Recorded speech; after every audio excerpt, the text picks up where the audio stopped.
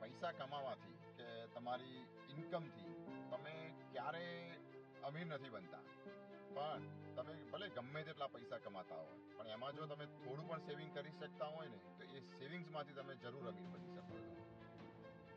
એવું કહેવાય છે કે આપણી બચત એટલે આપણું પોતાનું ફ્યુચર સિક્યોર કરવું.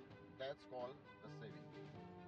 પૈસા આપણને ક્યાં ક્યાં કામમાં આવે તો લાઈક આપણે જોબ કરતા હોઈએ, કદાચ આપણી જોબ જતી રહે તો એ કામમાં આવે. બિઝનેસ કરતા હોય, બિઝનેસના ગ્રોથ માટે આપણે યુઝ કરી શકીએ. ફેમિલીમાં કે આપણી સાથે કોઈ પણ મેડિકલ ઇમરજન્સી આવી જાય તો આપણે એમાં યુઝ કરી શકીએ. કિડ્સના બેટર એજ્યુકેશનમાં યુઝ કરી શકીએ. આપણા કિડ્સના મેરેજ કરાવવાના હોય ત્યારે એ સેવિંગ તમે યુઝ કરી શકીએ. સેવિંગ્સ કેટલું કરવું જોઈએ? આપણે 1000 જો આપણી ઇન્કમ હોય તો એમાંથી એવું કહેવાય છે કે તમારે ટ્રાય કરવું જોઈએ કે 30% તો તમારું સેવિંગ હોવું જ જોઈએ.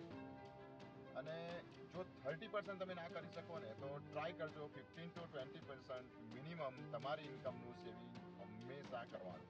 ઇન્કમ અને ઇન્કમમાંથી સૌથી પહેલાં સેવિંગ કરો અને જે સેવિંગ પછી જે બચે છે એમાં તમારે એક્સપેન્સ કરવાના. સેવિંગ હોય ને તો ક્યારે એવા ટાઈમમાં ક્યાંક ફસાઈ જઈએ તો આપણે પેનિક નથી થઈ જતા.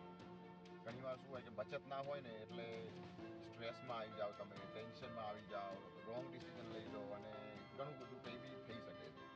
જ્યારે તમે જીવનમાં તમારી પહેલી ઇન્કમ ચાલુ થાય ને ત્યારે હંમેશા આ માઇન્ડમાં એક ફિક્સ કરી દેજો કે મારે 20%, 30%, વોટ એવર તમે જે ડિસાઇડ કરો એ એક સેવિંગ તો મારે કરવાનું જ છે. અને પછી એ સેવિંગ કર્યા પછી જે પૈસા બચે એને તમે એક્સપેન્સ કરજો, તમારા લાઈફસ્ટાઈલ કે તમારા જે માટે કે જે તમારા રોજિંદા ખર્ચા માટે જે કરજો, પણ સેવિંગનો આ એક ફંડા ક્લિયર કરી દેજો. એટલે જ્યારથી જાગ્યા ત્યારથી સવાર આપણે હંમેશા એવું કહીએ છીએ, બરાબર? તો મારો આજે તમને મેસેજ મળ્યો છે, તમે મને જોઈ રહ્યા છો અને મને સાંભળી રહ્યા છો, તો આજથી જ આ નિયમ તમને લાગુ પડે છે સેવિંગ કરવાનો. હજી મોડું નથી થયું. અમુક અમાઉન્ટનું સેવિંગ થઈ જાય ને પછી એને પ્રોપરલી ઇન્વેસ્ટમેન્ટ કરવું બહુ જ જરૂરી છે. પ્રોપર ઇન્વેસ્ટમેન્ટ કરશો તો જ તમને એ પૈસા તમને એની રાઈટ વેલ્યુ આપશે. અને ઇન્વેસ્ટમેન્ટ માટેના ઘણા બધા ઓપ્શન હોય છે. તો મ્યુચ્યુઅલ ફંડ છે, એસઆઈપી પ્લાન છે, સ્ટોક માર્કેટ છે, સુપર એન્યુએશન છે અને રિયલ એસ્ટેટ છે, બરાબર? અને ઘણા ગોલ્ડ, ફૂલ એલોકેટેડ ગોલ્ડની અંદર બી ઇન્વેસ્ટમેન્ટ કરે છે.